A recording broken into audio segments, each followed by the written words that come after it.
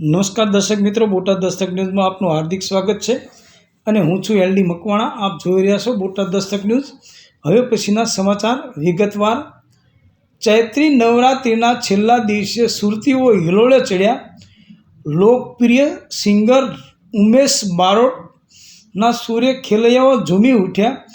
કહ્યું, સુરતમાં માહોલ બનાવવો પડતો નથી, ત્યાં આપમેળે બની જાય છે.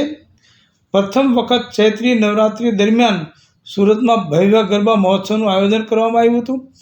સુર સંપદા ચૈત્રી નવરાત્રિ નામે કોસમાળા ચોકડી નજીક આઉટર રિંગ રોડ પર સ્થિત સંપદા ફેસ્ટિવિટી ગ્રાઉન્ડ ખાતે આયોજિત આ મહોત્સવ યુવાનોને તેમની સંસ્કૃતિ અને પરંપરાઓ સાથે જોડવાનો મહત્વપૂર્ણ પ્રયાસ છે. છેલ્લા દિવસે લોકપ્રિય ગાયક ઉમેશ બારોટના સૂરે સુરતીઓ મોટી સંખ્યામાં ગરબે રમવા ઉમટી પડ્યા હતા.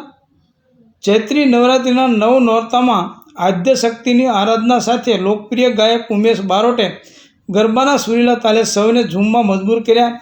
ઘેરદાર ઘૂમતા ઝૂમતા હૈયાના છોરે રાત સુરતીઓએ મનડા લીધા.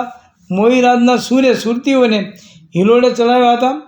ખેલૈયાઓએ મનપસંદ સ્ટેપ સાથે માતાજીની ભક્તિમાં ગરબે ઘૂમ્યા હતા. પ્રખ્યાત લોકપ્રિય સિંગર ઉમેશ બારોટે જણાવ્યું હતું કે ચૈત્રી નવરાત્રિમાં ગરબાનું આયોજન સૌ પ્રથમવાર કરવામાં આવ્યું છે.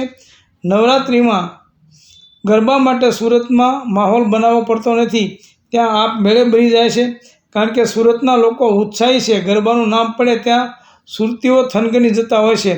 આખા વિશ્વને ખબર છે કે ગરબા એટલે સુરતના લોકોને બે નવરાત્રિમાં ગરબે રમવા મળ્યું છે.